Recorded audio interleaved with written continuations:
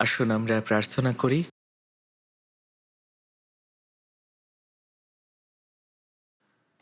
আমাদের পবিত্র পিতা ঈশ্বর, তুমি দয়া এবং প্রেমে পরিপূর্ণ। আমরা তোমাকে ধন্যবাদ জানাই যে তুমি আমাদেরকে বাঁচিয়েছিলে তোমার বহুমূল্য শক্তি, অনুগ্রহ এবং ভালোবাসার মধ্য দিয়ে, এবং আমাদের বাকি জীবনটা পরিচালিত করছো তোমার পবিত্র দেহরূপ মণ্ডলীতে, এবং আমাদের প্রত্যেককে দেখছো আমাদের প্রতিদিনের জীবনে। পিতা, দয়া করে তুমি আমাদেরকে সাহায্য করো যেন আমরা কখনো তোমার সমস্ত দয়ার কথা ভুলে না যাই। এই সমস্ত পৃথিবী আস্তে আস্তে আরো বেশি পাপে পরিপূর্ণ হয়ে যাচ্ছে। আমাদেরকে সাহায্য করো যেন আমরা তোমার বাক্যের সাক্ষাতে আরো বেশি নিখুঁত হতে পারি এবং তোমাকে অনুকরণ করতে পারি। পিতা, তুমি আমাদের প্রত্যেককে দেখো এবং আমাদের প্রত্যেককে তুমি ধরে রাখো।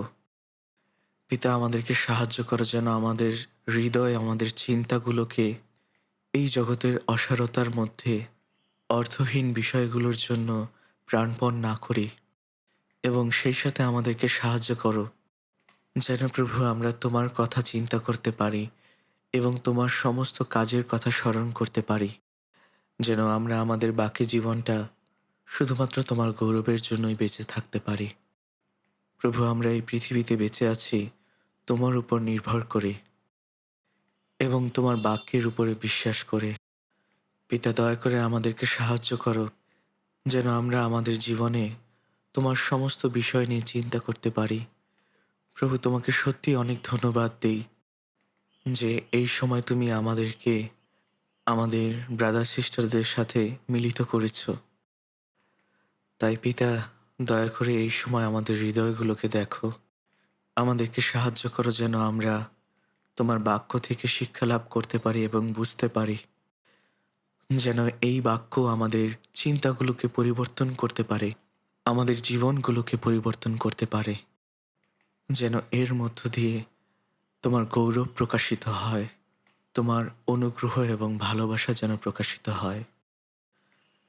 পিতা, সেই সাথে প্রার্থনা চাই যারা এই সময় আমাদের সাথে মিলিত হতে পারেনি, তুমি তাদেরকেও অনুগ্রহ করো, তাদেরকেও তুমি সাহায্য করো।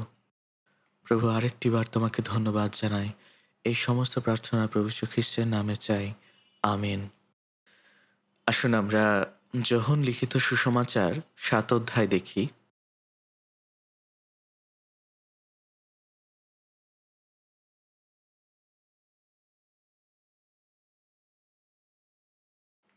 যোহন লিখিত সুসমাচার ৭ অধ্যায় ৪৬ পদ।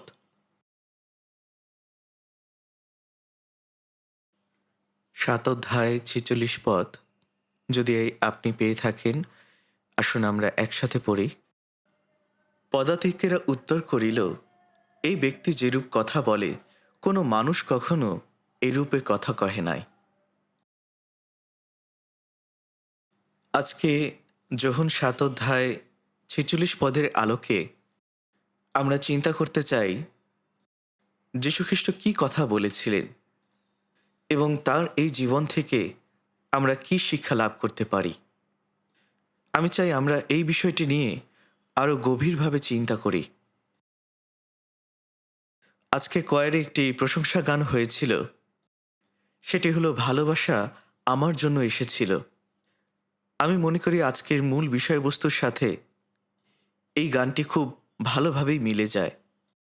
আমরা যীশুখ্রিস্টের বাক্যকে অনুসরণ করি, আমরা যীশুখ্রিস্টের জীবনকে অনুসরণ করি এবং আমরা আমাদের ক্রুশ বহন করি। আমরা খ্রিস্টান হিসেবে আমাদেরকে এভাবেই চলা উচিত। কিন্তু আমরা কি সত্যিকার অর্থে ঈশ্বরের বাক্যকে আমাদের আদর্শ হিসেবে নিয়েছি? আমরা কি সত্যিকার অর্থে সেইভাবে জীবনযাপন করছি যেভাবে প্রভু যীশু খ্রিস্ট জীবনযাপন করেছিলেন? হয়তোবা আপনি কোনো এক সময় সেভাবে জীবনযাপন করার চেষ্টা করতেন, এখন হয়তোবা করছেন না। কিন্তু এই সময় আমরা আরেকটিবার প্রশ্ন করতে চাই, তার বাক্যের সাক্ষাতে আমি যখন নিজেকে দাঁড় করাই, আমি কি সত্যি প্রভুকে পরিচর্যা দিচ্ছি? প্রভুর সাথে আমার কিভাবে চলা উচিত। আমি আশা করব এই সময়টি আপনাদের জন্য, যেন আপনারা এই বিষয়গুলো নিয়ে চিন্তা করেন।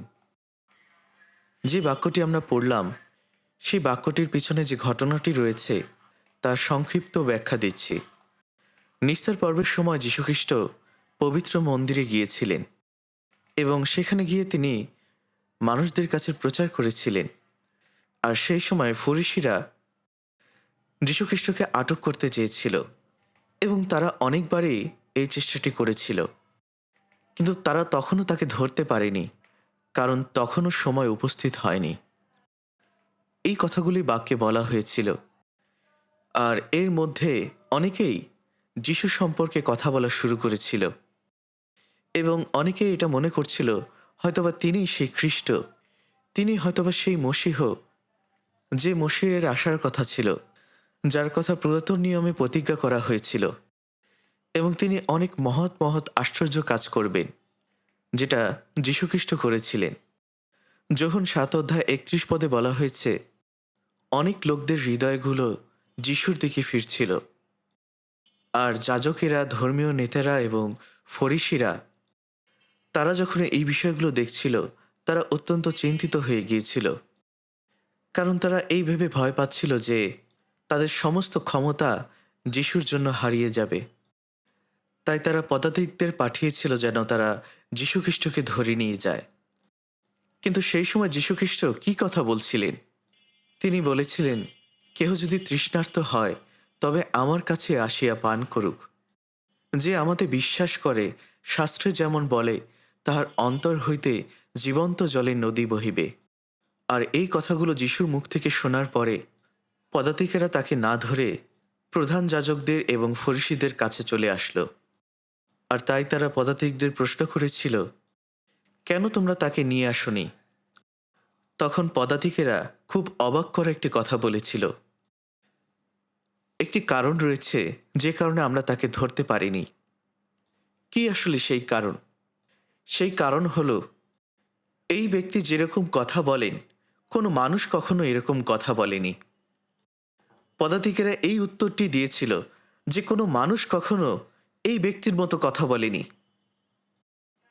আসলে এই ব্যক্তির মতো কথা অতীতের কেউই বলেনি, এমনকি ভবিষ্যতেও কেউ কখনো তার মতো কথা বলতে পারবে না। যদিও আসলে আমি যে কথাগুলো বললাম সেই কথাগুলো কর্মচারীরা বলেনি, কিন্তু এর অর্থ আসলে অনেকটা এরকমই। এই কর্মচারীরা অত্যন্ত গুরুত্বপূর্ণ কথা বলেছিলেন। তারা এটাই বলেছিলেন যে যীশুখ্রিস্টের মতো আর কেউ কখনো এরকম কথা বলেনি। তাহলে যীশুখ্রিস্টের কথা, যীশুখ্রিস্টের জীবন, এই বিষয়গুলো আমার জীবনের ক্ষেত্রে কি অর্থ বহন করছে? কেন বাইবেলে যীশুখ্রিস্টের কথাগুলোকেই আদর্শ হিসেবে ধরা হয়েছে? কেন এখানে বলা হয়েছে যে যীশুখ্রিস্টের জীবন, তার জীবনের যে মূল্য, তার সাথে পৃথিবীর কোনো মানুষের তুলনা করা সম্ভব নয়? আমি চাই আমরা এই বিষয়টি নিয়ে চিন্তা করি। তাই 46 পদে যীশুখ্রিস্টের যে বাক্য এবং তার যে জীবনের কথা বলা হয়েছে, আমরা আমাদের খ্রিস্টিয়ান জীবনে যেন তার মতো জীবনযাপন করতে পারি। যীশুখ্রিস্টের বাক্য অনুযায়ী জীবনযাপন করা, তার মতো হওয়া, যীশুখ্রিস্টকেই অনুসরণ করা। তাই আসুন আমরা সেই বিষয়গুলো একটি একটি করে দেখতে চাই। প্রথমটি হল যীশুখ্রিস্টের বাক্য, তার কথা, যে কথাটি পদাতিকেরা বলেছিল, কেউ কখনো এই লোকটির মতো কথা বলেনি। সমস্ত মানব জাতির ইতিহাসের মধ্যে অনেক অনেক মহৎ ব্যক্তি এসেছিল এবং তারা অনেক অনেক গুরুত্বপূর্ণ কথা বলেছিল। তারা হয়তোবা অনেক মহান দার্শনিক ছিল অথবা ধর্মীয় নেতা বা ভাববাদী ছিল, কিন্তু তাদের সেই সমস্ত কথার সাথে যীশুখ্রিস্টের কথার কখনো তুলনা করা যাবে না। এবং পদাতিকেরা এই কথাগুলোই বলেছিলেন যে তারা যীশুখ্রিস্টের কাছ থেকে যে কথাগুলো শুনেছিলেন, আর কোনো মহৎ ব্যক্তি এরকম কথা বলেনি। কেন আসলে যীশুখ্রিস্টের কথাগুলো তাদের কাছে এত বড় মনে হয়েছিল? যদি আমরা এই বিষয়গুলো নিয়ে চিন্তা করি, মানুষের কথার মধ্যে শক্তি আছে মানুষের হৃদয়গুলোকে নাড়া দেওয়ার।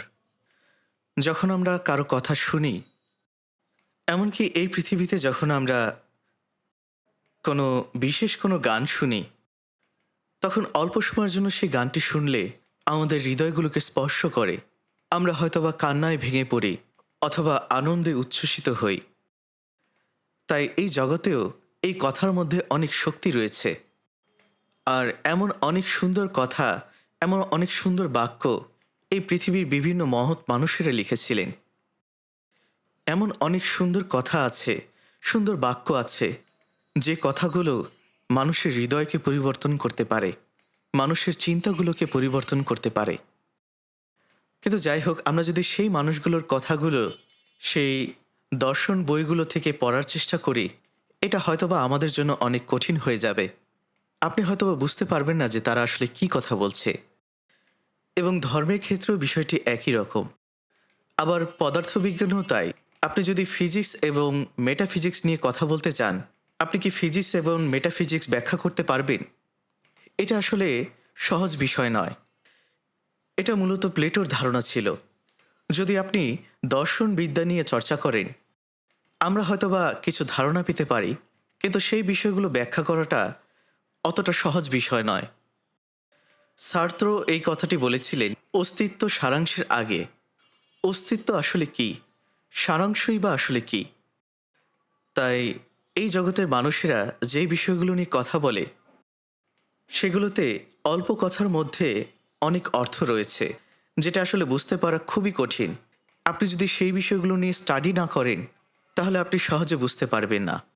এবং আরেকটি কথা রয়েছে, রূপই শূন্যতা, শূন্যতাই রূপ। এখানে রূপ আসলে কি, শূন্যতাই বা কি? এটা আসলে খুবই কঠিন এই ধরনের বিষয়গুলো ব্যাখ্যা করা, কিন্তু হয়তোবা আমরা প্রায়শই এই কথাগুলো ব্যবহার করি। আর এরকম অনেক কথা দার্শনিকরা বলে থাকে, বিভিন্ন ধর্মীয় নেতারা এবং কবিরাও বলে থাকে। আর তাদের ভালো ভালো সুন্দর কথার মধ্য দিয়ে আমরা কিছু সময়ের জন্য আমাদের হৃদয় স্বস্তি পাই, এবং হয়তোবা এই কথাগুলোই আমাদের হৃদয়টাকে পরিবর্তিত করে, আমাদের চিন্তার পরিবর্তন হয়।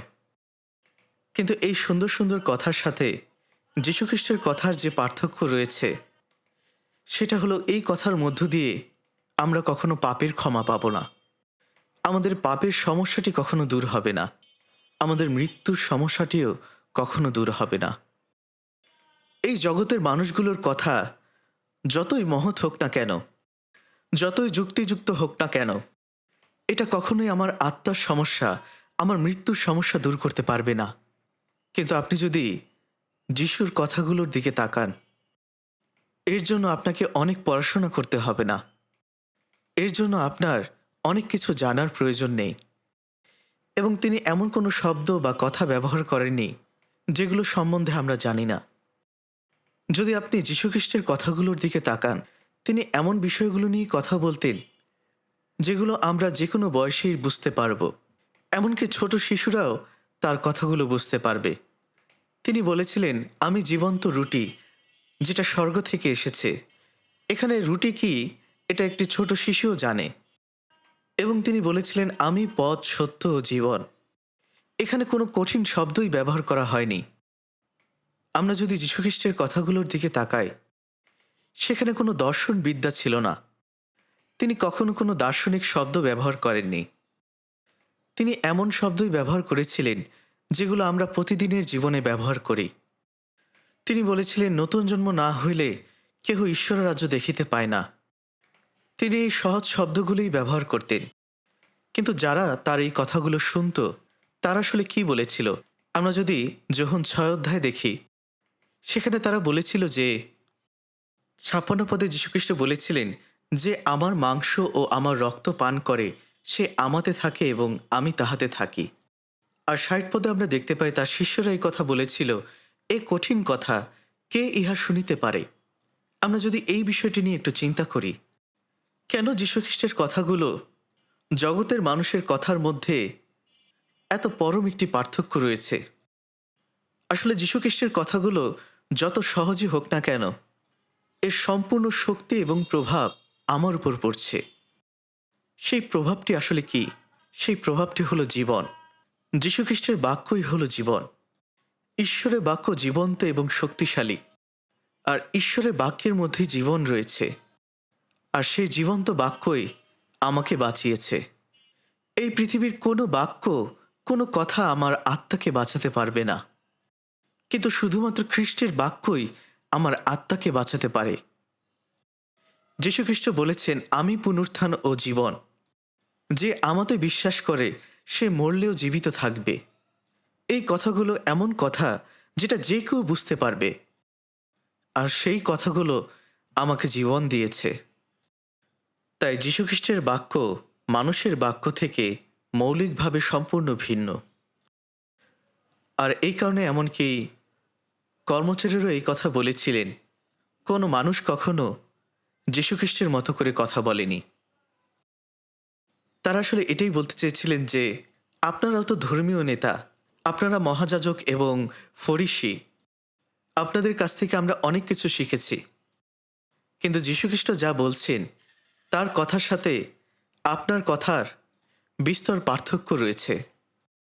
আমার মনে হয় এই বিষয়টি সেই কর্মচারীরা বোঝাতে চেয়েছিলেন। কোনো মানুষ কখনো এভাবে কথা বলেনি। কিছু কিছু শব্দ রয়েছে, কিছু কিছু কথা রয়েছে যেটা আসলে ব্যাখ্যা করা অনেক কঠিন, যার মধ্যে অনেক বিষয়বস্তু রয়েছে। আপনি যদি 1 ঘন্টা 2 ঘন্টা অনেক কথা বলেন, কিন্তু তার মধ্যে যদি কোনো বিষয়বস্তু না থাকে, তাহলে সেটা আসলে সত্যিকারের শব্দ নয়। শব্দের মধ্যে বিষয়বস্তু রয়েছে, শব্দের মধ্যে কর্তৃত্ব রয়েছে। যাদের কথার মধ্যে কর্তৃত্ব রয়েছে আর যাদের কথার মধ্যে কর্তৃত্ব নেই, এর মধ্যে আসলে অনেক বড় একটি পার্থক্য আছে। শব্দের মধ্যে শক্তি রয়েছে। আপনার ডান হাত ওঠান এবং লক্ষ্য করুন। আমি শুধুমাত্র একটি বাক্য বলেছি, আর আপনারা প্রত্যেকেই তা শুনেছেন। এটাই হলো কথার শক্তি। তাই কথার মধ্যে শক্তি আছে। যদি আমরা এটা নিয়ে একটু চিন্তা করি যে কথার মধ্যে শক্তি রয়েছে, বিষয়বস্তু রয়েছে এবং কর্তৃত্ব রয়েছে। যদি আপনার মুখ থেকে কোনো কথা বের হয়, সেই কথার মধ্যে শক্তি রয়েছে, কিন্তু মানুষের কথার মধ্যে শক্তি, কর্তৃত্ব এবং বিষয়বস্তু, এই 3টি বিষয় একসাথে থাকতে পারে না। আর যদি সেটা হয়েও থাকে, সেটা হয়তোবা কয়েক মুহূর্তের জন্য, কিছু সময়ের জন্য। কিন্তু সত্যিকার অর্থে এই কথাগুলো আমার আত্মার জন্য কোনো কিছুই করতে পারে না। মানুষের কথার মধ্যে হয়তোবা বিষয়বস্তু থাকতে পারে, কিন্তু এর মধ্যে কোনো কর্তৃত্ব নেই। একজন সাধারণ মানুষ হয়তোবা সে অনেক ভালো ভালো কথা বলতে পারে, কিন্তু সেই কথার মধ্যে যদি কোনো কর্তৃত্ব না থাকে, তাহলে হয়তোবা সেটা এই পৃথিবীতে আর স্মরণীয় থাকবে না। কিন্তু যদি কারো কথার মধ্যে কর্তৃত্ব থাকে এবং বিষয়বস্তু থাকে, এবং সেই কথাগুলো যদি সে বলে থাকে, তাহলে এই জগতের লোকেরা তাকে স্মরণ করবে। ধরুন, আমি যদি এরকম কোনো কথা বলি যে পাহাড় হলো পাহাড়, জল হলো জল, তাহলে কেউই আমার কথা শুনবে না। এমনকি শিশুরাও এই ধরনের কথা বলতে পারে। আবার শুধুমাত্র কর্তৃত্বের সাথে কথা বললেই সেটা সম্পূর্ণভাবে ভিন্ন হয়ে যায় না। এরকম অনেক ধরনের উদাহরণ রয়েছে। ধরুন, কেউ একজন অনেক কর্তৃত্বের সাথে কথা বলতে পারে, কিন্তু এর কোনো প্রভাব নেই। একজন মহৎ ডাক্তার, সে যদি মৃত্যু পথযাত্রী একজন রোগীকে এই কথা বলে যে আপনি অবশ্যই বেঁচে থাকবেন, আপনার সাহস করতে হবে, আপনি আশা রাখুন বাঁচবেন, কিন্তু তবুও সেই মানুষটি আসলে মারা যাবে। কেন এটা ঘটবে? কারণ সেই কথাগুলোর কোনো প্রভাব নেই। আসুন আমরা মথি 23 অধ্যায় দেখি এবং এই বাক্যগুলো নিয়ে আমরা একটু চিন্তা করি।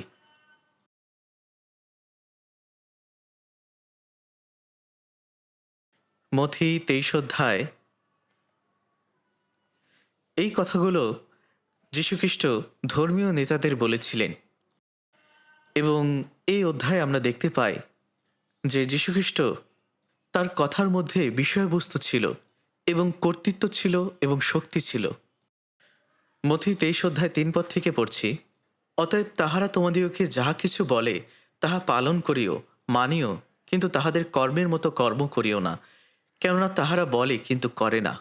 তাহারা ভারী দুর্বহ বোঝা বাঁধিয়া লোকদের কাঁধে চাপাইয়া দেয়, কিন্তু আপনারা অঙ্গুলি দিয়েও তাহা সরাইতে চাহে না। তাহারা লোককে দেখাইবার জন্য তাহাদের সমস্ত কর্ম করে, কেননা তাহারা আপনাদের কবচ প্রশস্ত করে এবং বস্ত্রের থোপ বড় করে, আর ভোজে প্রধান স্থান, সমাজগৃহে প্রধান প্রধান আসন, হাটে বাজারে মঙ্গলবাদ এবং লোকের কাছে রব্বি গুরু বলিয়া সম্ভাষণ, এই সকল ভালোবাসে। ১৩ পদে যদি আমরা দেখি, কিন্তু হা অধ্যাপক ও ফরিসিগণ, কপটিরা, ধিক তোমাদিগকে, কারণ তোমরা মনুষ্যদের সম্মুখে স্বর্গরাজ্য রুদ্ধ করিয়া থাকো। হা অধ্যাপক ও ফরিসিগণ, কপটিরা, ধিক তোমাদিগকে, কারণ একজনকে যিহুদি ধর্মাবলম্বী করিবার জন্য তোমরা সমুদ্র ও স্থলে পরিভ্রমণ করিয়া থাকো, আর যখন কেহ হয় তখন তাহাকে তোমাদের অপেক্ষা দ্বিগুণ নারকীয় করিয়া তোলো। আমরা যদি এই অধ্যায়ের কথাগুলো দেখি, ধর্মীয় নেতাদের কথাগুলোর মধ্যে বিষয়বস্তু ছিল, তাদের কথায় কর্তৃত্ব ছিল। আর যীশুখ্রিস্ট বলছেন, তোমরা তাদের কথা পালন করিও এবং মানিও, কিন্তু তাদের মতো কর্ম করো না। তিনি কেন এই কথা বলেছিলেন? কারণ তাদের কথা এবং তাদের কাজ সম্পূর্ণ ভিন্ন। আমি মনে করি এটি হলো এই পৃথিবীর সমস্ত সাধারণ মানুষের প্রতিচ্ছবি।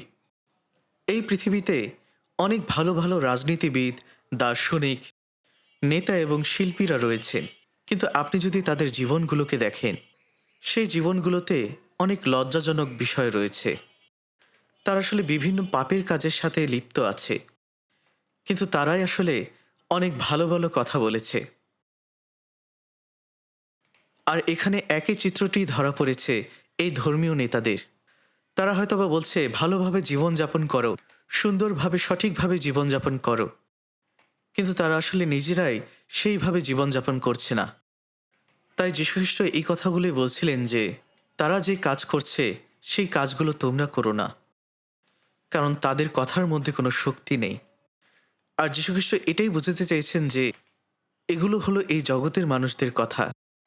এই ধর্মীয় নেতাদের কথাগুলো জগতের মানুষদের কথার মতনই, কিন্তু যীশুখ্রিস্টের কথায় তার বাক্যে শক্তি রয়েছে, তার বাক্যে কর্তৃত্ব আছে এবং তার বাক্যে প্রভাব রয়েছে। এই তিনটি বিষয় যীশুখ্রিস্টের বাক্যের মধ্যে রয়েছে। তাই তিনি যখন কথা বলছেন তখন তার কথার মধ্যে কর্তৃত্ব আছে।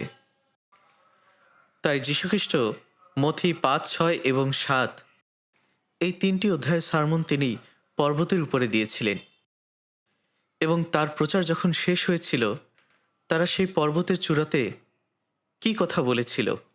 আমরা যদি মথি ৭ অধ্যায় দেখি, তারা সেখানে বলেছিল যে তার কথার মধ্যে কর্তৃত্ব রয়েছে। আসুন আমরা মথি ৭ অধ্যায় দেখি।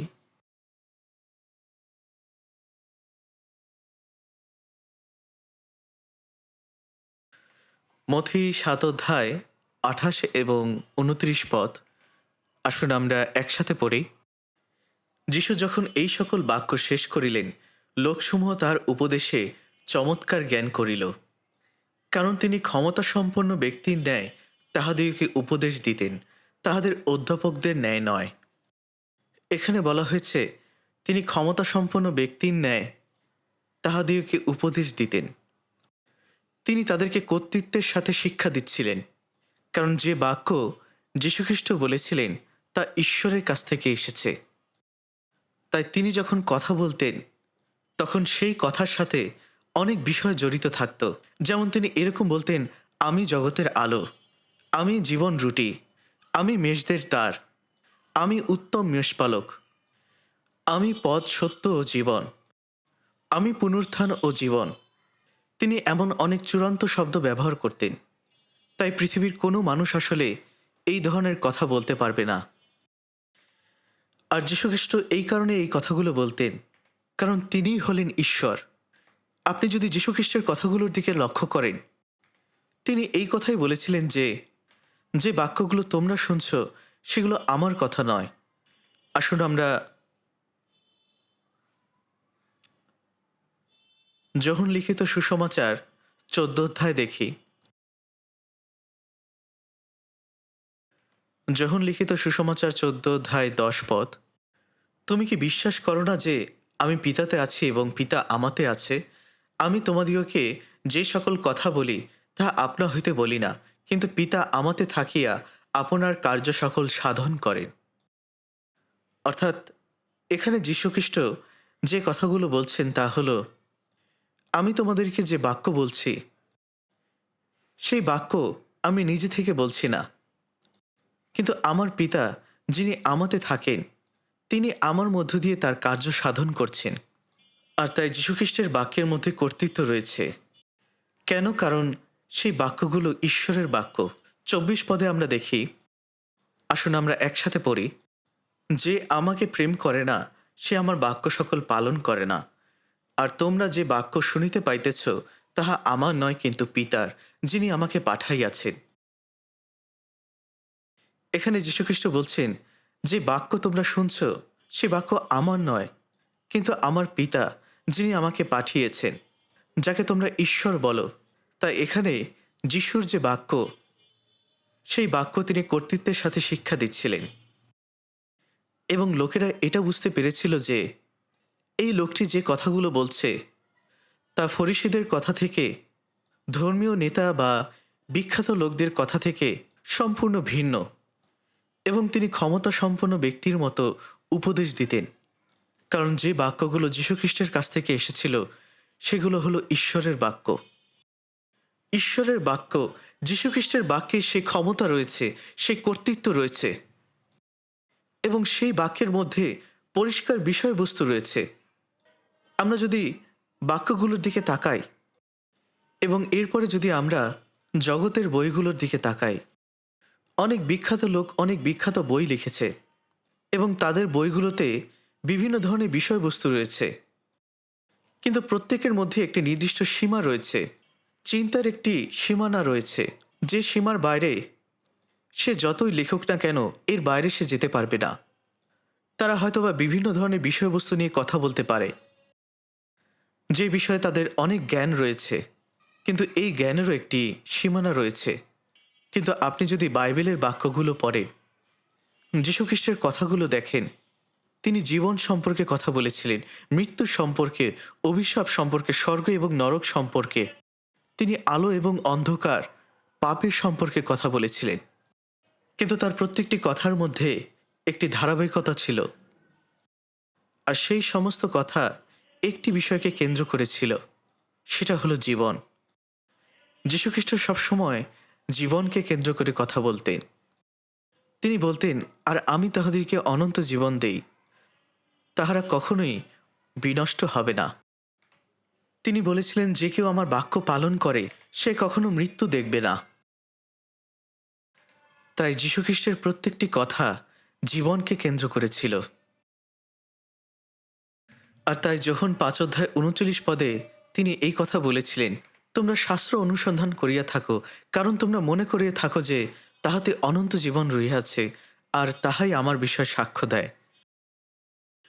যদি আপনি বাইবেলের পুরাতন নিয়ম এবং নতুন নিয়ম দেখেন, সেখানে অনেক ধরনের বিষয় রয়েছে, এবং এই পৃথিবীর যে কোনো বইগুলোর থেকে সেটা অনেক অনেক গুরুত্ব বহন করে। আর সমস্ত বিষয়বস্তুর মধ্যমণি হল যীশুখ্রিস্ট।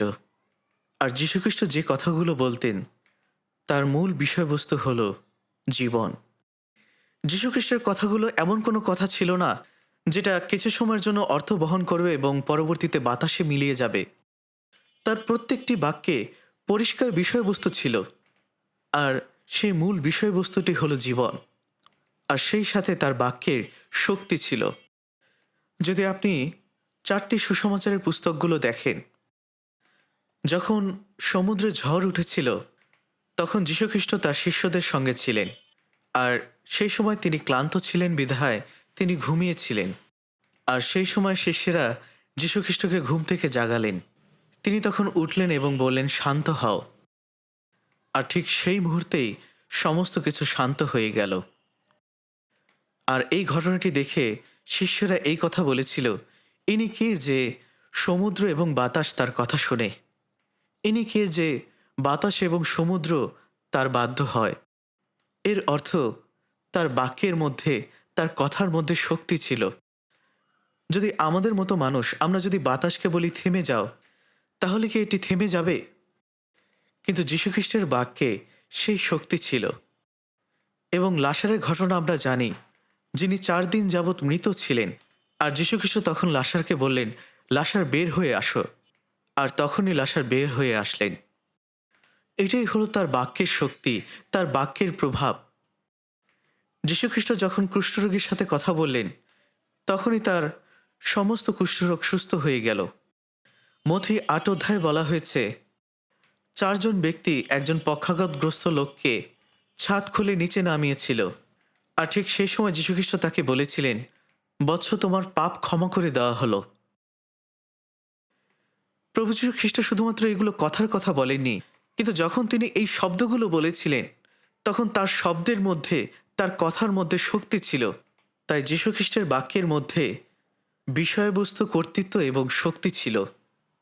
এই 3টি বিষয় তার বাক্যে একই সাথে বিদ্যমান ছিল। তাই বাইবেল আমাদেরকে এই কথাই বলছে যে ঈশ্বরের বাক্য হল জীবন্ত এবং কার্যসাধক। কারণ ঈশ্বরের বাক্যই আমার আত্মাকে বাঁচিয়েছে। যে আত্মা নরকের যাত্রী ছিল, কিভাবে এই আত্মা জীবিত হয়েছে? এই আত্মাকে জীবিত হয়েছে মানুষের কথার মধ্য দিয়ে। আমাদের আত্মাগুলো কি জীবিত হয়েছে যখন আমরা দর্শন বিদ্যা নিয়ে পড়াশোনা করেছিলাম, অথবা যখন আমরা গল্প কবিতা পড়েছিলাম, তখন কি আমাদের আত্মাগুলো জীবিত হয়েছে? আমার আত্মা জীবিত হয়েছে শুধুমাত্র ঈশ্বরের বাক্য, খ্রিস্টের বাক্যের মধ্য দিয়ে। কারণ সেই বাক্যের মধ্যে জীবন রয়েছে। আর সেই জীবন্ত বাক্যই সেই পদাতিকেরা, সেই কর্মচারীরা শুনেছিলেন। কেহ যদি তৃষ্ণার্ত হয়, তবে আমার কাছে আসিয়া পান করুক। যে আমাতে বিশ্বাস করে, শাস্ত্রে যেমন বলে, তাহার অন্তর হইতে জীবন্ত জলের নদী বহিবে। কে আসলে এই ধরনের কথা বলতে পারে? একমাত্র যীশুখ্রিস্টই এই ধরনের কথা বলতে পারেন। যখন যীশুখ্রিস্ট বলেছিলেন, বৎস, তোমার পাপ ক্ষমা করে দেওয়া হলো, তখন প্রধান যাজকেরা এবং ফরিসিরা তারা অত্যন্ত অবাক হয়ে গিয়েছিল। তারা বলেছিল, কেন এই মানুষটি ঈশ্বর নিন্দা করছে? আর যীশুখ্রিস্ট যখন বলেছিলেন, আমি এবং আমার পিতা আমরা এক, তখন তারা তাকে মারতে চেয়েছিল। তাই যীশুখ্রিস্টের বাক্যের মধ্যে কর্তৃত্ব ছিল, শক্তি ছিল এবং বিষয়বস্তু ছিল। এই কারণে এই 3টি বিষয় একসাথে ছিল। কারণ যীশুখ্রিস্ট স্বর্গ থেকে এসেছেন, তিনি পিতার কাছ থেকে এসেছেন। যখন 8 অধ্যায় 23 পদে যীশুখ্রিস্ট বলেছিলেন, তোমরা অধস্থানের, আমি ঊর্ধ্বস্থানের, তোমরা এই জগতের, আমি এই জগতের নহি। যখন 3 অধ্যায় 31 পদে বলা হয়েছে, যিনি উপর হইতে আইসেন তিনি সর্বপ্রধান, যে পৃথিবী হইতে সে পার্থিব এবং পৃথিবীরই কথা কহে। যিনি স্বর্গ হইতে আইসেন তিনি সর্বপ্রধান। আমরা যতই বুদ্ধিমান হই না কেন, আমাদের যতই জ্ঞান থাকুক না কেন, আমাদের যত শক্তি থাকুক না কেন, আমরা জগতের লোক, তাই আমাদের মুখ থেকে এই জগতের কথাই বের হয়। তাই আমাদের যত কথা রয়েছে সবই আসলে এই জগতের কথা। আর সেই সমস্ত কিছুই আসলে ধুলোর মধ্যেই চলে যায়। আর তাই যখন সময় পেরিয়ে যায়, তখন এই কথাগুলো উধাও হয়ে যায়। কিন্তু যীশুখ্রিস্টের কথাগুলো স্বর্গে অনন্তকালের জন্য প্রতিষ্ঠিত করা হয়েছে। তাই তার কথাগুলো, তার বাক্যগুলো আমার জীবনের সাথে কি অর্থ বহন করছে? তার বাক্যে পরিষ্কারভাবেই নির্দিষ্ট বিষয়বস্তু আছে, কর্তৃত্ব আছে এবং শক্তি আছে। যখন যীশুখ্রিস্টের বাক্যগুলো আমি ধরে রাখার চেষ্টা করছি, তখন সেই বাক্যগুলো কি আমার বাক্য হচ্ছে? আমার জীবন কি পরিবর্তিত হচ্ছে? আমার চিন্তা, আমার কথা বলা কি পরিবর্তিত হচ্ছে? আমি কি সেই বাক্য অনুযায়ী জীবনযাপন করছি? আমরা যেন এই বিষয়গুলো এই বছরে আমরা চিন্তা করি। যখন আমি বাক্য পড়ি, আমি বাক্য ধ্যান করি, তখন কি আমি আসলে এই বাক্য পালন করার চেষ্টা করি? খ্রিস্টের বাক্য কি আমার জীবনে প্রকাশিত হচ্ছে? কারণ এই বাক্যগুলো ঈশ্বরের বাক্য। যীশুখ্রিস্ট ঈশ্বর হয়েও মাংসিক শরীর নিয়ে এই পৃথিবীতে এসেছিলেন, আর তিনি হলেন ঈশ্বরের বাক্য। আর তাই যীশুখ্রিস্টের জীবন হল যখন ঈশ্বরের বাক্য জীবন পায়, আর তিনি তার জীবনের মধ্য দিয়ে তার বাক্যের প্রমাণ দেখিয়েছেন।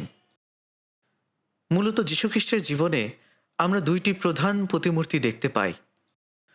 প্রথম বিষয়টি হল তার জীবনের মধ্য দিয়ে আমরা বাক্য থেকে তার জীবন সম্পর্কে কি জানতে পারি।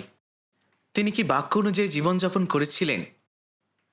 তিনি সেই বাক্য যিনি মাংসে মূর্তিমান হয়েছিলেন।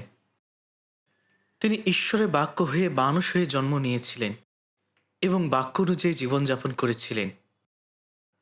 আর পবিত্র বাইবেলে আমরা এটাই দেখতে পাই যে যীশুখ্রিস্টের জীবন বাক্য অনুযায়ী জীবন ছিল। তিনি শাস্ত্র অনুযায়ী জীবনযাপন করেছিলেন। তিনি শাস্ত্র অনুযায়ী মৃত্যুবরণ করেছিলেন এবং পুনরুত্থিত হয়েছিলেন। আসুন আমরা 1 করিন্থীয় 15 অধ্যায় দেখি।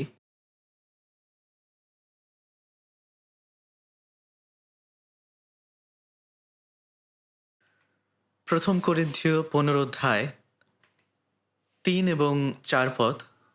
আসুন আমরা একসাথে পাঠ করি। ফলত প্রথম স্থলে আমি তোমাদের কাছে এই শিক্ষা সমর্পণ করিয়াছি এবং ইহা আপনিও পাইয়াছি যে শাস্ত্র অনুসারে খ্রিস্ট আমাদের পাপের জন্য মরিলেন ও কবরপ্রাপ্ত হইলেন, আর শাস্ত্র অনুসারে তিনি তৃতীয় দিবসে উত্থাপিত হইয়াছেন। এখানে বলা হয়েছে শাস্ত্র অনুসারে খ্রিস্ট আমাদের পাপের জন্য মরেছিলেন এবং তিনি কবরপ্রাপ্ত হয়েছিলেন, আর শাস্ত্র অনুসারে তিনি 3 দিন পরে পুনরুত্থিত হয়েছিলেন। শাস্ত্র অনুসারেই যীশুখ্রিস্ট এই পৃথিবীতে এসেছিলেন। প্রেরিত 3 অধ্যায়ে 20 পদে বলা হয়েছে যেন এই রূপে প্রভুর সম্মুখ হইতে তাপ শান্তির সময় উপস্থিত হয় এবং তোমাদের নিমিত্ত পূর্ব নিরূপিত খ্রিস্টকে, যিশুকে তিনি যেন প্রেরণ করেন। অর্থাৎ যীশুখ্রিস্টের এই পৃথিবীতে আসার কথা ছিল এই পৃথিবী তৈরি হওয়ার পূর্বেই, এবং তিনি জন্মগ্রহণ করেছিলেন একজন কুমারী নারীর গর্ভে। মথি পুস্তকে পরিষ্কারভাবে এটা বলা হয়েছে যে যীশুখ্রিস্ট এই পৃথিবীতে এসেছিলেন কোনো পুরুষ মানুষের সংস্পর্শ ছাড়া, এবং শাস্ত্র অনুসারে তিনি 33 বছর তার জীবন কাটিয়েছিলেন। আর যীশুখ্রিস্টের জীবনের শেষ 3.5 বছর নিয়ে সুসমাচারের পুস্তকগুলো লেখা হয়েছে। আপনি যদি সুসমাচারের পুস্তকগুলো দেখেন, সেগুলো আসলে যীশুকে নিয়ে সমস্ত পুরাতন নিয়মের ভাববাণীগুলো পরিপূর্ণতা পেয়েছে। এবং সবথেকে অবাক করা বিষয় হল যীশুখ্রিস্টের মৃত্যু। যীশুখ্রিস্ট কিভাবে মৃত্যুবরণ করবেন তার সমস্ত বিস্তারিত বিষয়গুলো পুরাতন নিয়মে বলা হয়েছে। আর যীশুখ্রিস্ট ঠিক সেইভাবেই, ঠিক সেই শাস্ত্র অনুসারেই তিনি মৃত্যুবরণ করেছিলেন। যীশুখ্রিস্টকে শিরক গ্রহণ করানো হয়েছিল, তার কাপড় নিয়ে গুলিবাট করা হয়েছিল। এই প্রত্যেকটি বিষয় ভবিষ্যৎবাণী করা হয়েছিল। আর যখন যীশুখ্রিস্টকে ক্রুশে টানানো হয়েছিল, তখন তিনি বলেছিলেন, আমার পিপাসা পাইয়াছে। তিনি এই কথাটি বলেছিলেন যেন শাস্ত্রের বচন পূর্ণ হয়। যীশুখ্রিস্টের জীবনের প্রত্যেকটি মুহূর্তই আসলে শাস্ত্রের বচনের পূর্ণতা পেয়েছে। আর তাই এটাই হল যীশুখ্রিস্টের জীবনের প্রতিচ্ছবি। আর যীশুখ্রিস্টের জীবনের শাস্ত্র অনুসারে জীবনযাপন করার মূল বিষয় হল আমাদেরকে মুক্ত করা, আমাদের পাপের ক্ষমা করা এবং ঈশ্বরের গৌরব প্রকাশ করা। তাই এই দুইটি প্রতিচ্ছবি আমরা দেখতে পাই যীশুখ্রিস্টের শাস্ত্র অনুসারে জীবনযাপনের মধ্য দিয়ে। তাই যীশুখ্রিস্টের জীবনের দুইটি মূল প্রতিচ্ছবি হল আমাদের পাপের ক্ষমা করা এবং ঈশ্বরের গৌরব পুনরুদ্ধার করা। তাই এই দুইটি প্রতিচ্ছবি নিয়েই আমরা আমাদের জীবনে চিন্তা করতে চাই। আমি কি সত্যি বাক্য যেভাবে বলছে আমি কি সেভাবেই জীবনযাপন করছি? কারণ আমরা যে প্রভুর সেবা করছি তিনি বাক্য অনুসারে এই পৃথিবীতে এসেছিলেন এবং বাক্য অনুসারে জীবনযাপন করেছিলেন। তিনি বাক্য অনুসারে মৃত্যুবরণ করেছিলেন। তাহলে আমাদেরকেও অবশ্যই এই বাক্য অনুসারে জীবনযাপন করতে হবে। হয়তোবা আমরা 100% যীশুখ্রিস্টের মতো হতে পারবো না, আমরা হয়তোবা তার মতো জীবন দিতে পারবো না, আমরা অন্যের পাপের ক্ষমার কাজটি করতে পারবো না, কিন্তু আমরা যেটা করতে পারি তা হলো সুসমাচার প্রচার করতে পারি। তাই বাক্য অনুযায়ী জীবনযাপন করার প্রথম পথটি হল সুসমাচার প্রচার করা। যীশুখ্রিস্ট পুনরুত্থিত হবার পরে তিনি তার শিষ্যদের সাথে দেখা দিয়েছিলেন। তিনি তার ক্ষত স্থানগুলো দেখিয়েছিলেন, যে হাতে তাকে পেরেকবিদ্ধ করা হয়েছিল, তিনি প্রথমে তাদেরকে কি বলেছিলেন? তিনি বলেছিলেন, তোমাদের শান্তি হোক। এবং এরপরে তিনি বলেছিলেন, আমার পিতা যেমন আমাকে পাঠিয়েছে তেমনি আমিও তোমাদেরকে পাঠাই। কেন তিনি আমাকে তার কাজের জন্য পাঠাচ্ছেন? তিনি আমাদেরকে পাঠাচ্ছেন যেন আমরা সুসমাচার প্রচার করি। আমাদের জীবনে শাস্ত্র অনুযায়ী জীবনযাপন করার কেন্দ্রস্থল কোনটি? সুসমাচার প্রচার করা। এটাই হলো খ্রিস্টান জীবনের মূল বিষয়বস্তু, সুসমাচার প্রচার করা। কিন্তু যখন আমরা আমাদের জীবন যাপন করি তখন আমরা বারবার এই বিষয়টি ভুলে যাই। এমনকি আমরা আমাদের মান্ডলিক জীবনেও দেখতে পাই। কেন আমি আসলে সহভাগিতায় আসি? কেন আমি রিট্রিটে যাই? কেন আমি ফেলোশিপে যাই? আসলে আমরা অনেক সময় এই বিষয়টি ভুলে যাই। আমরা শুধু চিন্তা করি যে আমাকে অবশ্যই এটা করতে হবে। আপনি ফেলোশিপে যাচ্ছেন, কিন্তু আপনি জানেন না আপনি কি কারণে যাচ্ছেন। যে মূল কারণে আমরা এই সমস্ত কিছু করে থাকি সেটি হলো প্রভু যীশু খ্রিস্টের সুসমাচার প্রচার করা। কারণ এই দায়িত্বটি প্রভু আমাদেরকে দিয়েছেন। আমি যদি এই বিষয়টি অবজ্ঞা করি, আমি যদি এই বিষয়টি নিয়ে একদমই চিন্তা না করি, আমি যদি বলি যে একটি ফেলোশিপে আমি গিয়েছিলাম এবং এটি অনেক ভালো ছিল, আপনি আসলে কি কারণে বলছেন ভালো ছিল? এটি কি শুধুমাত্র আপনার মনের সাথে মিলে গিয়েছে এই কারণে আপনি বলছেন ভালো ছিল? নাকি সেখানে আপনি অনেক মজা পেয়েছেন, আপনি অনেক আনন্দ পেয়েছেন? আমি আপনাকে বলছি আপনি এর থেকেও অনেক ভালো আনন্দ পাবেন জগতের অন্যান্য অনেক কিছুতে। আমরা কি মজা করার জন্য ফেলোশিপে আসি? অবশ্যই সেটা না। পাপ থেকে মুক্ত করা যীশুখ্রিস্টের জীবনের শাস্ত্র অনুযায়ী জীবনযাপন করার মূল প্রতিচ্ছবি। তার প্রথম প্রতিচ্ছবি হলো আমাদের পাপের ক্ষমা করা। তাহলে দ্বিতীয় প্রতিচ্ছবিটি কি? দ্বিতীয়টি হলো পিতার গৌরব করা। যোহন 17 অধ্যায় যীশুখ্রিস্ট বলেছিলেন, পিতা সময় উপস্থিত হইল, তোমার পুত্রকে মহিমান্বিত করো, যেন পুত্র তোমাকে মহিমান্বিত করেন। এবং 24 পদে বলেছিলেন, পিতা আমার ইচ্ছা এই, আমি যেখানে থাকি তুমি আমায় যাহাদিকে দিয়াছ তাহারাও যেন সেখানে আমার সঙ্গে থাকে, যেন তাহারা আমার সেই মহিমা দেখিতে পায় যাহা তুমি আমাকে দিয়াছ, কেননা জগৎপত্তনের পূর্বে তুমি আমাকে প্রেম করিয়াছিলে। যীশুখ্রিস্ট পিতার কাছে প্রার্থনা করেছিলেন যেন শাস্ত্র অনুযায়ী জীবনযাপন করে পিতাকে মহিমান্বিত করতে পারেন। এবং সেই সাথে তিনি আমাদের জীবনের জন্য প্রার্থনা করেছিলেন যেন আমাদের মধ্য দিয়ে পিতার গৌরব হয়। তাই আমাদের জীবনের সত্যিকারের উদ্দেশ্য হল ঈশ্বরকে মহিমান্বিত করা। এই কারণে প্রভু আমাকে বাঁচিয়েছিলেন যেন ঈশ্বরের গৌরব পুনরুদ্ধার করা হয়। আসুন আমরা যোহন 17 অধ্যায় দেখি। যোহন 17 অধ্যায় শেষ দিকে আমরা একটু দেখতে চাই।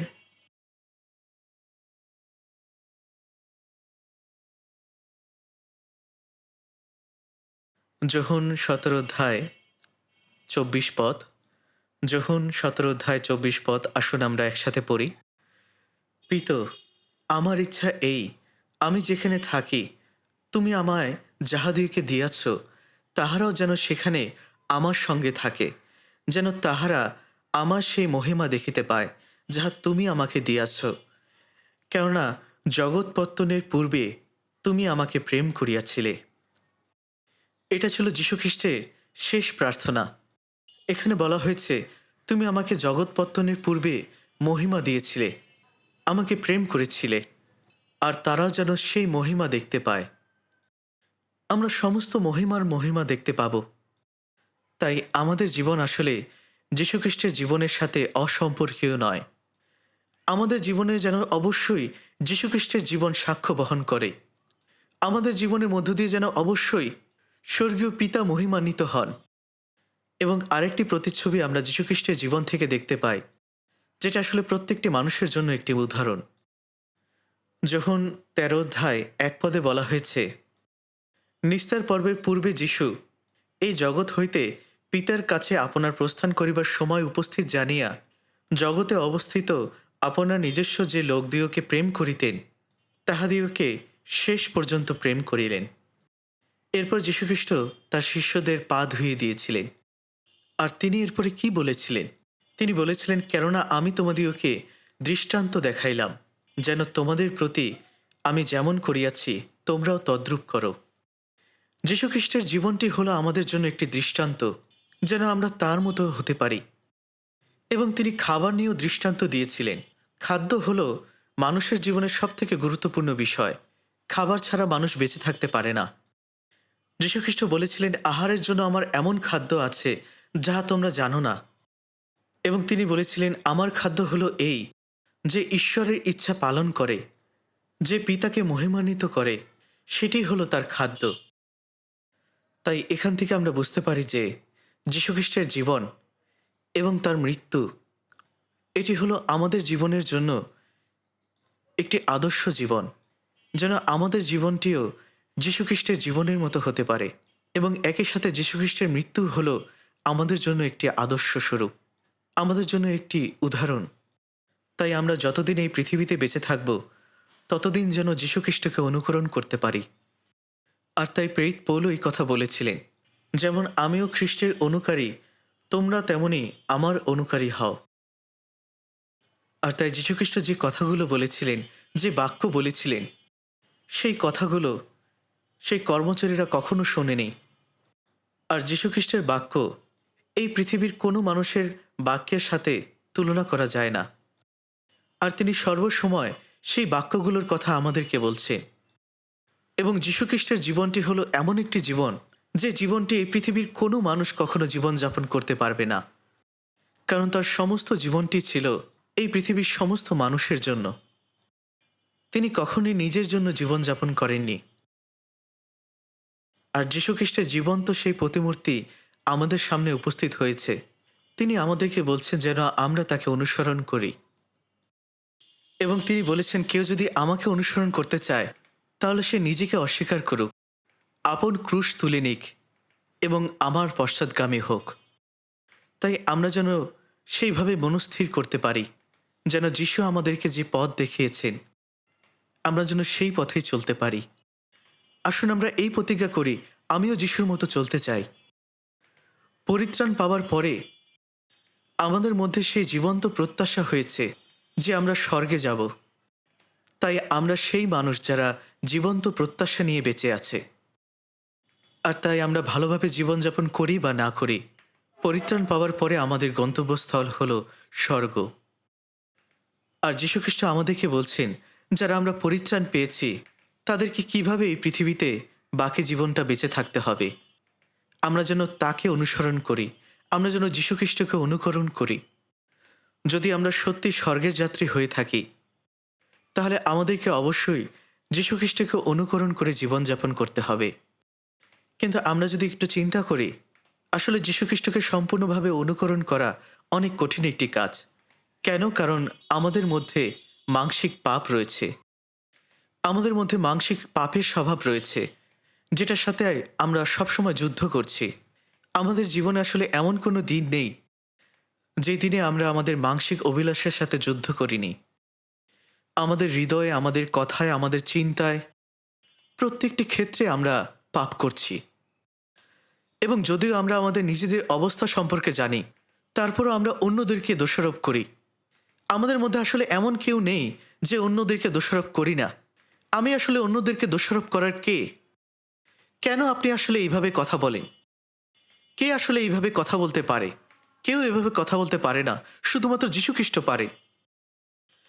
যখন যীশুখ্রিস্টের সামনে সেই ব্যভিচারী মহিলাকে ধরা হয়েছিল, তখন তিনি এই কথাই বলেছিলেন, যে কখনো কোনো পাপ করেনি সেই তাকে প্রথমে পাথর ছুঁড়বে। আর এই কথার জন্য কেউ আসলে সেই মহিলাকে পাথর ছুঁড়তে পারেনি। তাই আমাদের জীবনও আসলে এরকম। আমরা যদি সত্যি যীশুখ্রিস্টকে অনুকরণ করতে চাই, আমাদেরকে অবশ্যই পাপবিহীন জীবনযাপন করতে হবে। পরিত্রাণ পাবার পরে যদি এমন কোনো পাপ আমাদের মধ্যে থেকে থাকে, আমরা যেন এর জন্য ভগ্নচূর্ণ হই, আমাদের পাপের জন্য ঈশ্বরের কাছে যেন অনুতপ্ত হই।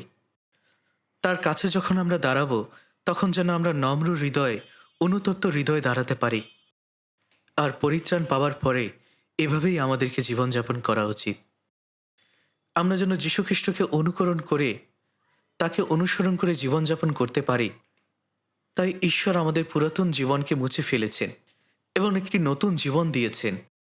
2 কোরিন্থীয় 5 অধ্যায় 17 পদে বলা হয়েছে, ফলত কেহ যদি খ্রিস্টে থাকে, তবে নূতন সৃষ্টি হইল। পুরাতন বিষয়গুলি অতীত হইয়াছে, দেখো সেইগুলি নূতন হইয়া উঠিয়াছে।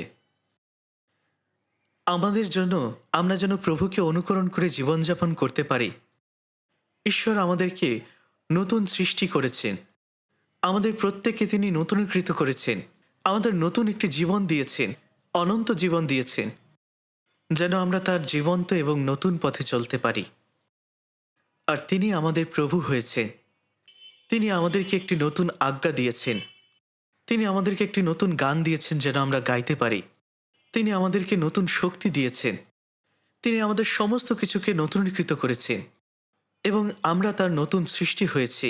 এবং আমাদেরকে তিনি বলছেন যেন আমরা তার নতুন সৃষ্টির মতো বাঁচতে পারি। তিনি আমাদেরকে বলছেন যেন আমরা তার পথ অনুসরণ করতে পারি। কিন্তু আমাদের এই পাপের প্রতিমূর্তি নিয়ে আমরা কিভাবে তার পথ অনুসরণ করতে পারি? আমরা আমাদের পাপের প্রতিমূর্তি নিয়ে কখনই তার পথ অনুসরণ করতে পারি না। আর এই কারণে তিনি আমাদেরকে নতুন সৃষ্টি করেছেন।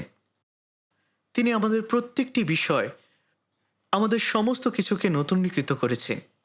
যখন আমি আমার নিজের দিকে তাকাই, তখন আমি আমার একই আমিকে দেখতে পাই। কিন্তু ঈশ্বর যখন আমার দিকে তাকান, তখন তিনি তার নতুন সৃষ্টিকে দেখতে পান। তাই এখানে বলা হয়েছে, পুরাতন বিষয়গুলি অতীত হইয়াছে, দেখো সেইগুলি নতুন হইয়া উঠিয়াছে। প্রভু আমাদেরকে একটি নতুন আশা দিয়েছেন, আর সেই জীবন্ত প্রত্যাশা হল অনন্তকালীন স্বর্গে যাবার প্রত্যাশা, যে প্রত্যাশা আমাদের কাছে কখনো ছিল না। পরিত্রাণ পাবার পূর্বে আমাদের সমস্ত প্রত্যাশা এই পৃথিবী কেন্দ্র করে ছিল। কিভাবে আমি আরও ভালোভাবে জীবনযাপন করব, আরও ভালো থাকব, এই বিষয়গুলো নিয়ে আমি চিন্তিত ছিলাম। কিন্তু পরিত্রাণ পাবার পরে ঈশ্বর আমাদেরকে জীবন্ত প্রত্যাশা দিয়েছেন। আর সেই জীবন্ত প্রত্যাশা এই পৃথিবীতে বেঁচে থাকার প্রত্যাশা নয়, সেই জীবন্ত প্রত্যাশা হল অনন্তকালীন স্বর্গে যাবার প্রত্যাশা। আর সত্যি সত্যি প্রভু যীশু খ্রিস্ট বাস্তবিক সেই প্রত্যাশা আমাদেরকে দিয়েছে। তাই আমাদের জীবনে তাকে অনুসরণ করার অর্থ হলো এটা নয় যে শুধুমাত্র কতগুলো ফর্মালিটি করা। আমরা যেন এটা নিয়ে চিন্তিত না হই যে অন্যরা আমাকে কেমন করে দেখছে, তারা আমাকে নিয়ে কি মনে করছে। আমাদের মনোযোগ যেন সবসময় এই বিষয়ে না থাকে। আমি একবার এই বিষয়টি নিয়ে চিন্তা করছিলাম। আমাদের চার্চের সামনে শিশুদের বহন করার ছোট্ট গাড়ি রয়েছে, এগুলোকে বলা হয় স্ট্রলার। এবং অনেক বছর আগেও তখনও স্ট্রলার ছিল। আপনি কি জানেন তখন স্ট্রলারের দাম কত ছিল? এটা হয়তোবা কয়েকশো ডলার হতে পারে। কিন্তু এখন এই সময় এই স্ট্রলারের দাম অনেক বেড়ে গিয়েছে। এই স্ট্রলারের দাম এখন প্রায় $1000 মতো হবে।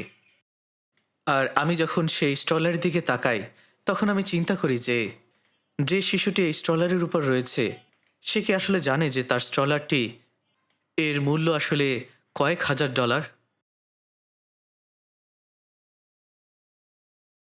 কিন্তু আমি যদি এরকম একটি স্ট্রলার ব্যবহার করি যেটার দাম প্রায় কয়েক হাজার ডলার, আর সেটা যদি কোনো শিশুর জন্য না হয়ে থাকে, এটা যদি আমার জন্য আমি ব্যবহার করি, তাহলে বিষয়টি কেমন হয়ে দাঁড়াবে?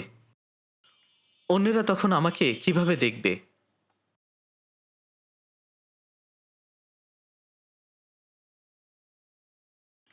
আসলে এই বিষয়গুলো নিয়ে আমরা সবসময় চিন্তা করি। আর এই ধরনের ভাবনার কথা নিয়ে উপদেশক 9 অধ্যায় 3 পদে বলা হয়েছে, মনুষ্য সন্তানদের অন্তঃকরণ দুষ্টতায় পরিপূর্ণ এবং যাবজ্জীবন ক্ষিপ্ততা তাহাদের হৃদয়ের মধ্যে থাকে, পরে তাহারা মৃতের নিকটে যায়। কখন আসলে অন্তঃকরণ দুষ্টতায় পরিপূর্ণ হয়?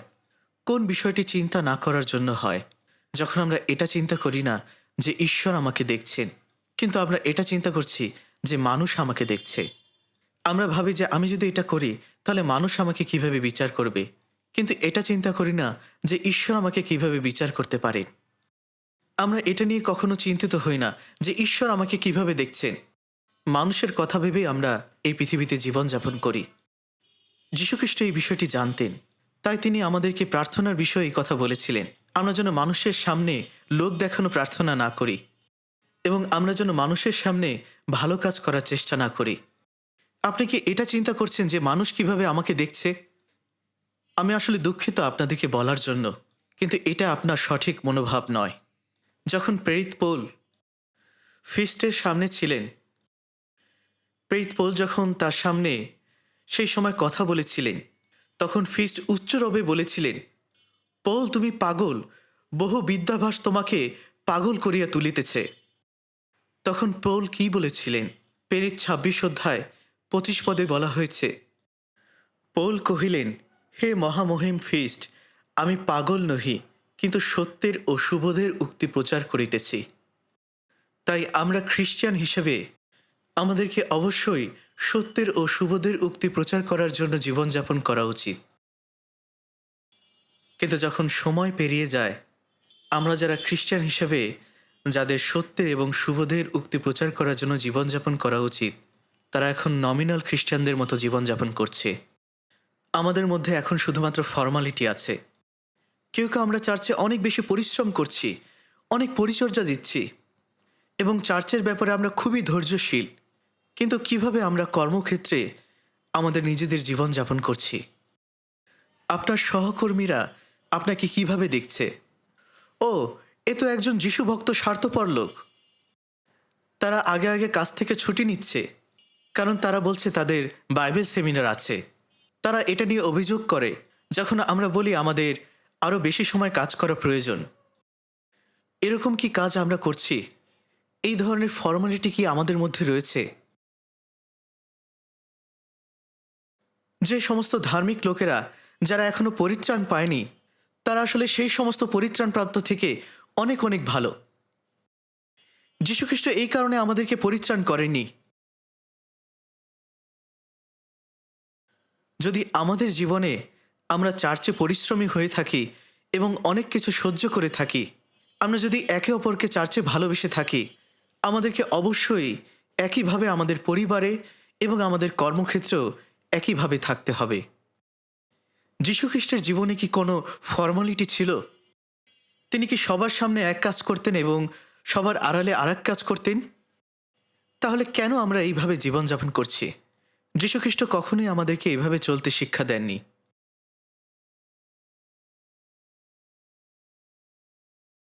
তাই আমরা যেন এই ফর্মালিটি লোক দেখানো জীবনযাপন না করে সত্যের এবং সুবোধের জন্য জীবনযাপন করি।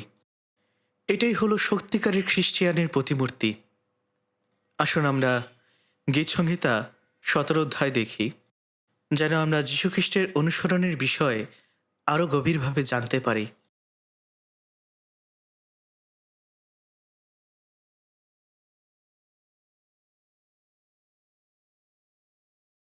গীতসংহিতা ১৭ অধ্যায় ১০ পদ আমি পড়ছি। তাহারা আপন আপন মেদে বদ্ধ, তাহারা মুখে অন্ধকারের কথা কহে। এখানে বলা হয়েছে তাহারা আপন আপন মেদে বদ্ধ, অর্থাৎ এখানে এই বিষয়টি ব্যাখ্যা করা হয়েছে যে তারা তাদের মুখ দিয়ে তাদের হৃদয়গুলোকে বদ্ধ করে রেখেছে।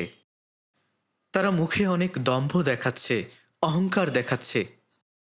তারা তাদের হৃদয়কে বদ্ধ করেছে তাদের আত্ম অহংকার দিয়ে। আর তাই এটা হলো তাদের ধন সম্পদ।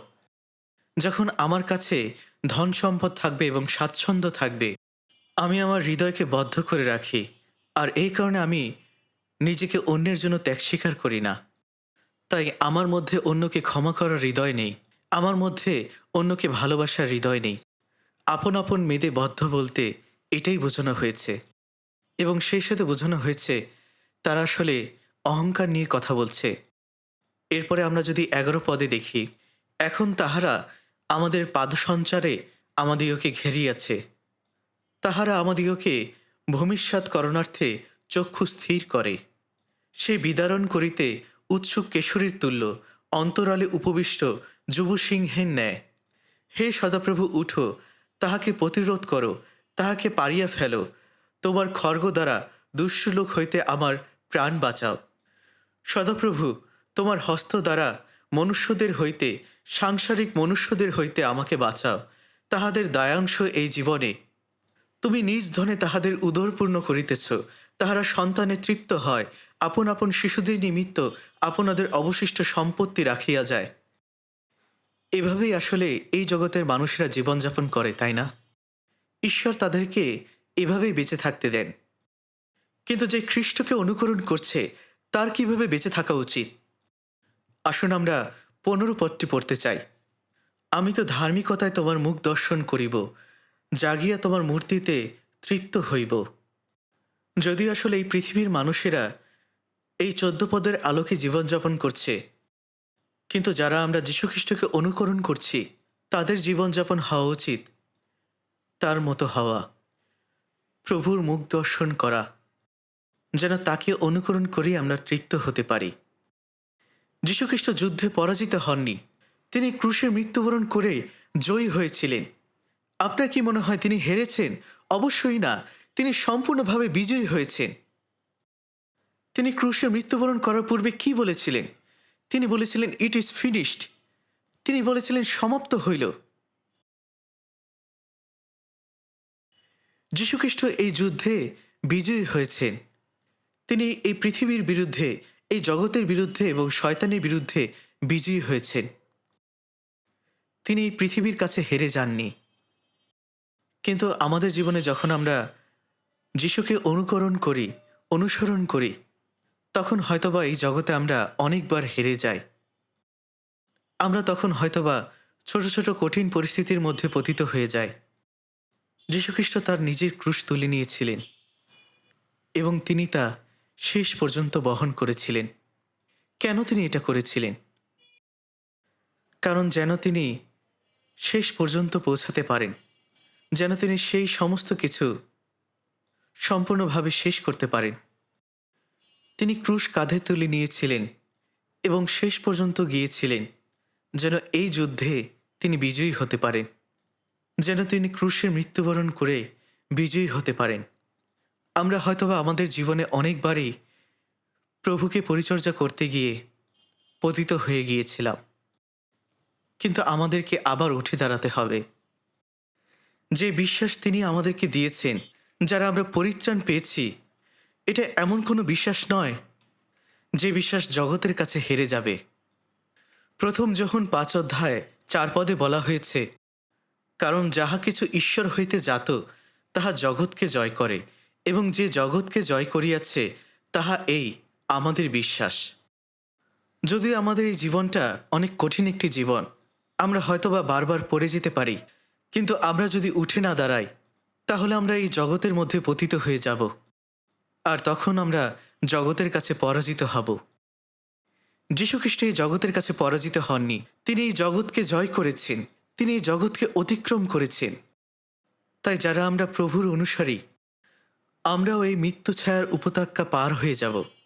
হয়তোবা আমাদের জীবনে অনেক অনেক কঠিন পরিস্থিতি তৈরি হবে, অনেক কঠিন সময় আসবে। আপনি যদি ইয়োব পুস্তকটি পড়েন, কোন কথাটি ইয়োব প্রথমে বলেছিলেন? কেন আমার জন্ম হলো? আমার মৃত্যু হলেই আমার ভালো হতো। এটি আসলে প্রথমে ইয়োব বলেছিলেন।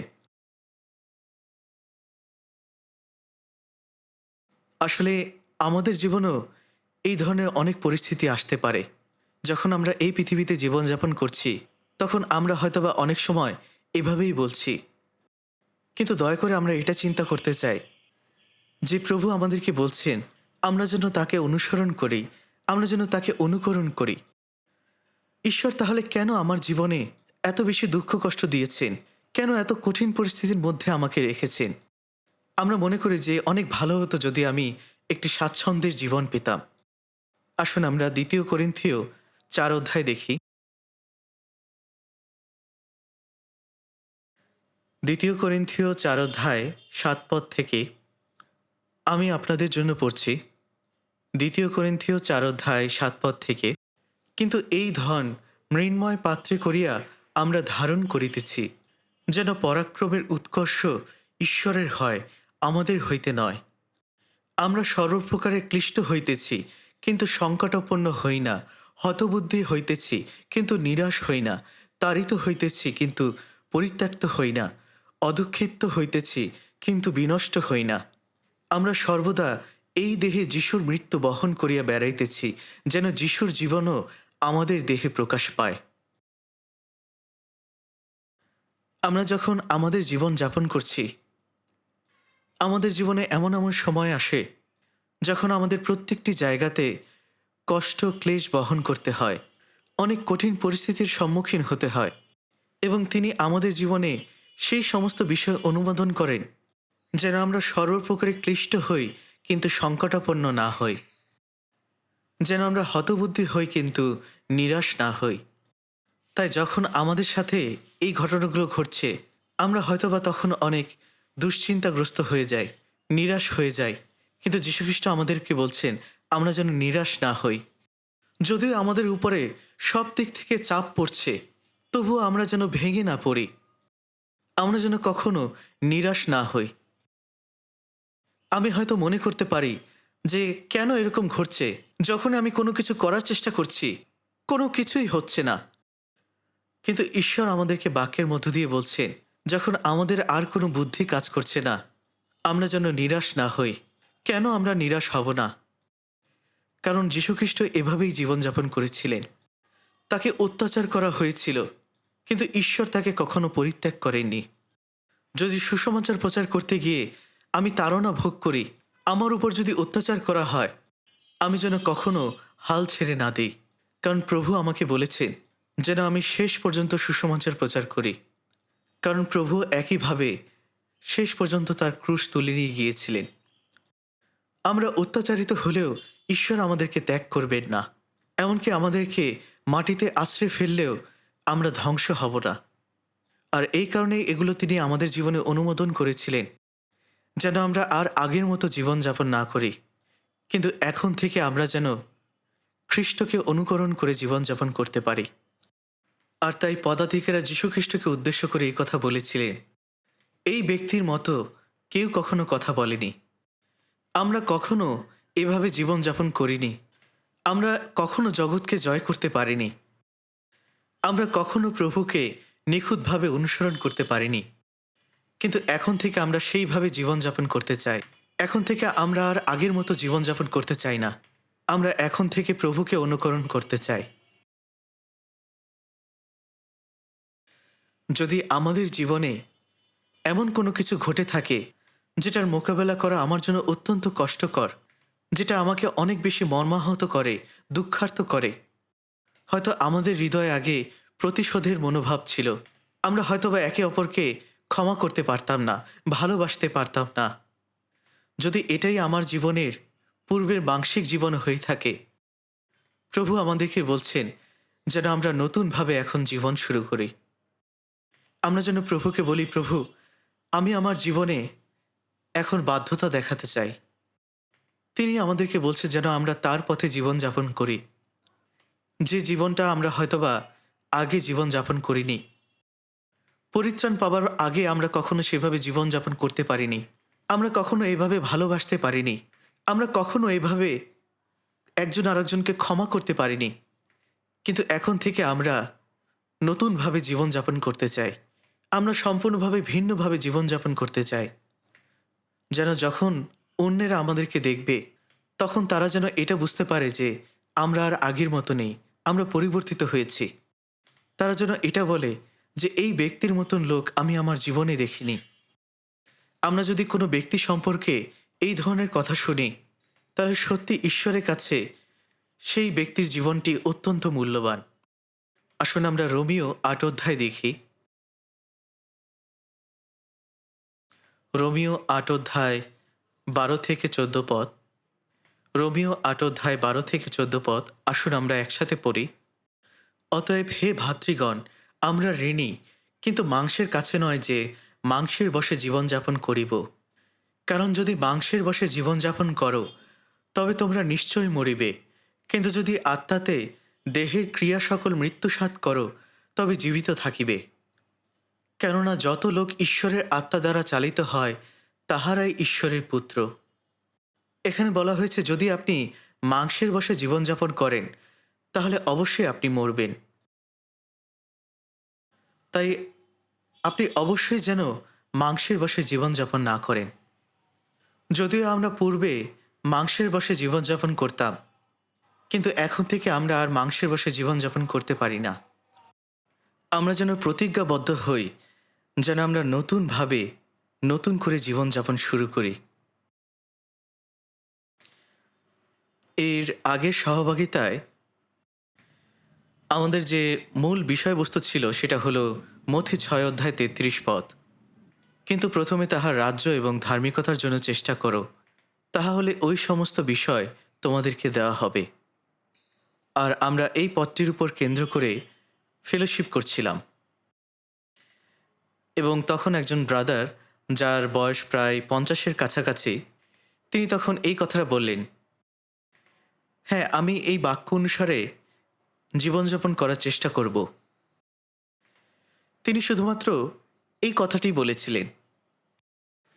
আর তখন আমার মনের মধ্যে আসলো যে এই কথাটা তিনি এমনভাবেই বলেছিলেন যেন একজন সৈন্য যুদ্ধে যাওয়ার আগে তার তলোয়ার তুলে নিয়েছে এবং বলছে, আমি মৃত্যুর আগ পর্যন্ত যুদ্ধ করব। এবং তার নামের অর্থ আসলে কোরিয়ান ভাষায় সৈনিক বুঝায়। এটা আসলে কতটা মহৎ একটি বিষয়। তিনি এই কথাই বলেছিলেন যে আমি এখন থেকে এভাবেই জীবনযাপন করার চেষ্টা করব। যদিও হয়তোবা তিনি আগে সেভাবে জীবনযাপন করতে পারেননি, কিন্তু তিনি এটা বলছেন যে আমি এখন থেকে এভাবে জীবনযাপন করার চেষ্টা করব। আর দেখুন এখানে সেই কর্মচারীরা কি বলেছিলেন যিশুর সম্পর্কে। কেউ কখনো এই ব্যক্তির মতো কথা বলেনি, কেউ কখনো এই ব্যক্তির মতো জীবনযাপন করেনি। আমরা যীশুখ্রিস্টকে আমাদের প্রভু বলে পরিচর্যা দিচ্ছি, কিন্তু একজন খ্রিস্টান হিসেবে আমাকে অবশ্যই তার মতো করে জীবনযাপন করতে হবে, এবং এখন থেকেই তা করতে হবে। যদি আমি আগে না করে থাকি, এখন থেকে আসুন আমরা অন্তত তার পথে আমরা চলার চেষ্টা করি। এই জগৎটি আস্তে আস্তে আরও বেশি পাপে পরিপূর্ণ হয়ে যাবে এবং আরও কঠিন হয়ে পড়বে আমাদের জন্য জীবনযাপন করার। আর আমরা এর জন্য আসলে কিছুই করতে পারি না। কেন পারি না? কারণ আমাদের জন্য একটি ভিন্ন জায়গায় রয়েছে যেখানে আমরা বিশ্রাম নিতে পারি। তাই যতক্ষণ না যীশুখ্রিস্টের দ্বিতীয় আগমন হবে, ততক্ষণ পর্যন্ত এই জগৎ আরও ধীরে ধীরে বিভ্রান্তিকর হয়ে যাবে, পাপে পরিপূর্ণ হয়ে যাবে এবং আরও কষ্টকর হয়ে যাবে জীবনযাপন করার জন্য। কিন্তু আমরা যদি প্রভুর জন্য জীবনযাপন করি আর সেভাবেই যদি মৃত্যুবরণ করি, তাহলে সেটাই আমাদের জন্য উত্তম। তাই আসুন আমরা এই প্রতিজ্ঞাবদ্ধ হই। এই জগৎ ধীরে ধীরে শেষ হয়ে যাবে, ধ্বংস হয়ে যাবে। আমরা যেন সেইভাবে জীবনযাপন করি যেভাবে আর কখনো করিনি। আমরা যেন এখন থেকে সেইভাবে ভালোবাসি যে ভালোবাসা আমরা আগে কখনো করতাম না, এবং আমরা এখন থেকে সেইভাবে বাধ্য হয়ে চলি যেভাবে আমরা আর কখনো বাধ্য হতাম না। তাই আসুন আমরা এখন থেকে সেইভাবে চলার চেষ্টা করি। তাহলে প্রভু আপনাকে সেই মতো পরিচালনা করবেন এবং আপনাকে সাহায্য করবেন। আমি আরও ৫ মিনিট পূর্বে শেষ করতে চাচ্ছি, কারণ এরপরে আমাদের আরেকটি অনুষ্ঠান রয়েছে। আমাদের উইন্টার রিট্রিট নিয়ে একটি প্রোমো ভিডিও রয়েছে, সেটা আমরা দেখতে চাই। এটা হয়তোবা প্রায় ২ মিনিট ২২ সেকেন্ডের হতে পারে, এবং এরপরে আরেকটি ২ মিনিটের ভিডিও রয়েছে, সেটাও আমরা দেখতে চাই। তাই আমরা দয়া করে সাথে সাথে চলে যাব না। আসুন আমরা প্রার্থনা করি। পিতা, আমরা সত্যি তোমাকে ধন্যবাদ দিই তোমার মহৎ ভালোবাসা এবং তোমার অনুগ্রহের জন্য। প্রভু, তুমি এই পৃথিবীতে ছিলে এবং তুমি তোমার পিতার ইচ্ছা পালন করেছিলে, আর তোমার জীবনের মধ্য দিয়ে পিতার গৌরব হয়েছিল। পিতা, তুমি আমাদেরকে সাহায্য করো, আমাদেরকে জাগ্রত করো, যেন আমরাও তোমার জীবনের সাথে সম্পৃক্ত হতে পারি। পিতা, আমাদেরকে পরিচালনা দান করো, যেন আমরা এমনভাবে জীবন যাপন করি যে জীবন আমরা কখনো যাপন করিনি। আমরা তোমাকে যেন এমনভাবে পরিচর্যা দেই যে পরিচর্যা আমরা আগে কখনো দেইনি। পিতা, দয়া করে তুমি আমাদের মধ্য দিয়ে গৌরবান্বিত হও, মহিমান্বিত হও, এবং আমাদেরকে সাহায্য করো, পরিচালনা দান করো, যেন আমরা আরও বেশি সুসমাচারের জন্য প্রাণপণ করতে পারি। এই সমস্ত প্রার্থনা প্রভু যীশু খ্রিস্টের নামে চাই। আমেন।